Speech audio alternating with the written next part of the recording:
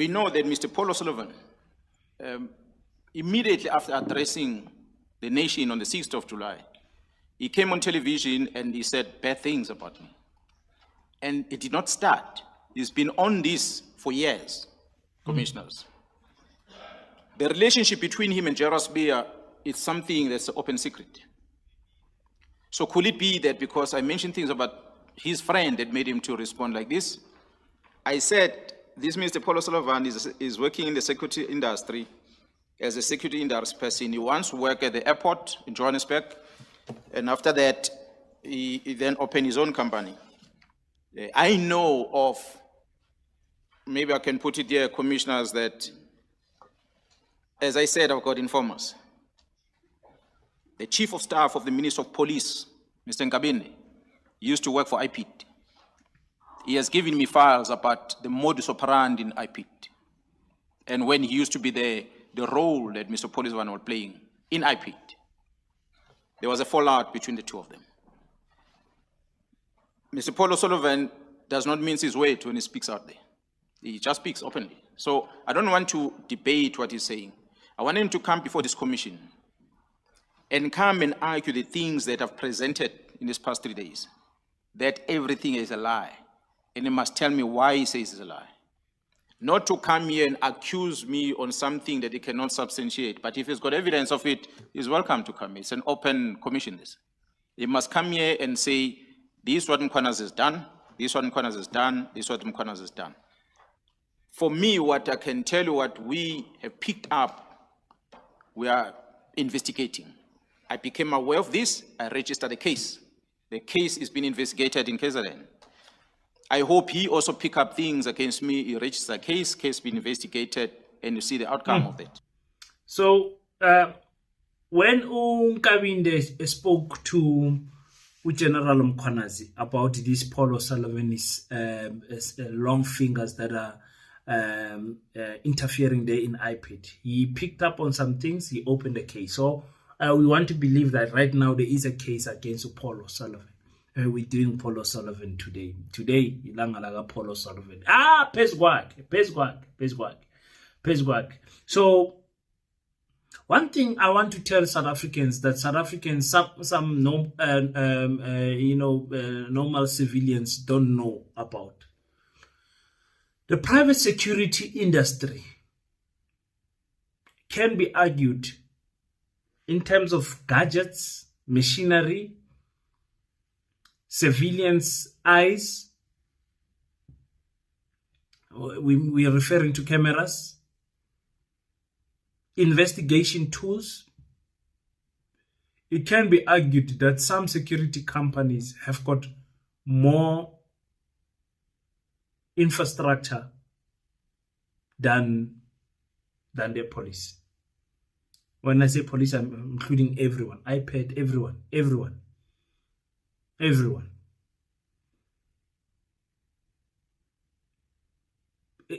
Is that sinking in your head as I'm saying it? And that is why the police were working with people like Paul Sullivan. That's why they respected them. There is a part where Nkabinde is saying these people were going overseas and buying, investigating tools and coming back with it. And South Africa does not have. Uchules Malema asked this actually. He says, these tools that you guys are talking about that can check WhatsApp, he was asking National Commissioner, Ufani Masimula. He said, listen, these tools that you are talking about, do you guys have them under your inventory, or are you outsourcing that type of activity? And Ufani Masimula did not know how to answer that question. Do you guys remember that? Ufani Masimula said he did not know how to. He says, no, I will refer back to my team. Do you have machineries that can dictate WhatsApps that were deleted? That can add numbers, conversations on WhatsApp, and all of those things. And Mkhwanazi said it with a straight face. He said, yes, that is possible. It can add messages. It's possible. Mkhwanazi answer it straight. Or was it Usibia? No, it was Sibia who answered it straight, excuse me. It was Sibia who said, no, that's possible. When he was talking about messages, because they were asking him about messages. And he said, listen, that's not the type of language I use in messages. Usibia, I remember very well. He says, and they asked him, so are you saying there's a possibility that people can hack your phone and then use and add and subtract messages? And Usibia said it's possible. And I asked a friend of mine who's an IT guru who does software development, all of those things, and he said, King, that's very easy. But I also told you guys that day, I said, my friend said, IT machineries, they've got footprints online, fingerprints online. He says, even if it deletes and it adds something, it leaves a footprint. You can get other machineries that can dictate that, okay, there was another machinery that was here that deleted something. That's what my friend said. I gave you guys that information about 1 month ago. I gave you guys that information. So that is the point I'm trying to make. There are private security companies that have a working relationship with the police to such an extent that police even trust them, even with our ports, even with our airports. They say this private company is working hand in hand with us. They even have tenders there. They are working there because they've got better machineries and better. That people go to a higher level of training than our policemen. Angazi yang tolerate or maybe uzongithola later. So that is what is happening here. Imagine if a person like General Mkhwanazi is saying this man it's not the first time that he goes on TV and attacks me. It's not the first time. He has been doing this over the years. Imagine if Mkhwanazi is saying that. What about me and you? Yeah? What about me and you? Just imagine Paul Sullivan says, okay, I'm going to attack King Seso. He said something about me online. I'm going to make sure that he goes on in court and everything. I'm going to frustrate the shit out of this person. And when I'm trying to fight in court, I find out that even the NPA is bought, the judges are bought. I'm powerless. How many people have felt that way going against this man? Imagine police, they were comfortable now working with this person to such an extent that they can even take instructions. He's comfortable to impersonate as an NPA member, and not an NPA, an IPT member. Can you guys see what is going on here?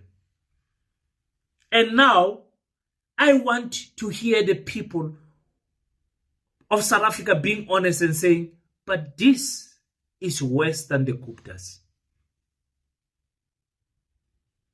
This is worse than them. Olaki Muntana said, no, this guy called me, said, congratulations, you're going to be arrested. Now we're seeing Abu Kikaba going to, Brian Bolef going to prison. Why are they going there? Going to court. What is going on? What is the deeper stories there? People like Abu Pushira are now coming out. They are taking interviews with ENCA now. Is it ENCA? Yes. Kumnandi manji. Say, I told you guys. I told you South Africans are corrupt. Angas within Nylanhla now, or maybe Nylanhla later. South African police must be serious in getting quality over quantity. There are just too many useless policemen walking around here. We've got videos of them stealing. We've got, I think last year they released a number of something 5,000 cases against police. I'm like, what is going on? Police themselves corrupt. So we're back on the Paul O'Sullivan story or train, and we are riding it. And again, I have to repeat, nothing will happen to this man. Because of the type of files that man, I am assuming that he has.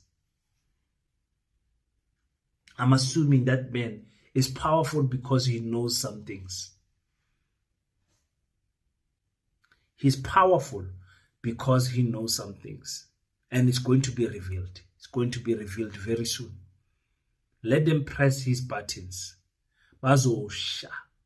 And again, we as black people will be focusing on seeing each other fall. Oh, Paulo Sullivan is working with King Seso. Let King Seso suffer. Let him suffer. I continue to say, let us build Africans. Let us not be fully blinded and distracted as African people. Let us build. Other nations are building for themselves. These Palestinians that you've got here, give them time. You will see they will build a mosque. They will build a school. They will build. Give them time. Give them time. You will see what they're going to do. Those Ukrainians and Israelites in the Western Cape, give them time. Look, they will build a suburb. They will build things. They will build schools. They will build their own little private clinics and everything. Just give them time. Little Afrikaners there in the Northern Cape, in Orania, they are building. Tina, we want to trend on who made who made the news on social media, who's the best TikToker, who's the best YouTuber. That is what we are concerned about, Tina Abantabamyan. And then we look at ourselves personally. As long as I'm growing personally, this year I'm taking more to I developer king. No more this year I'm developing. I'm Qatar with the community I'm yet developer and me myself. I can't fix everyone's problem. At least me and the family we bought a house this year. So we said developer, everything is fine. As a people, Tina, African people, we don't do things together. We don't build anything together. You can debate that with whoever you want to debate with. Let's build Paseta. Let's build Paseta. That's all I'm going to say. Let's build Paseta. Let them laugh at Paseta. See, there's a lot of them Zungus on the comment sections of Paseta videos. Sometimes I delete their comments, sometimes I leave them there. And they're watching to see when is it going to fail, so that they can make it news. They're watching to see, look at this stupid one who thinks they can unite African people, they can build schools, they can do things, stupid one. They are laughing at us. They are laughing at the small beginnings that we have. Let them laugh. But provided that God keeps us on this earth, I'm telling you right now, 3 years from now, nobody will be laughing. They will now fear what is coming. I'm telling you right now, they will fear. And those who don't want to notice will be forced to notice and acknowledge what is happening at Paseta. Now, it's still year one now. We're still in the first year. We are coming. We are coming. And thank you so much for donating. We really appreciate your donation. Until we meet again, ladies and gentlemen, don't forget to pray. But after you pray, stand up, African child. Do your best so that God can do the rest. Peace in Pan-Africanism. I salute you.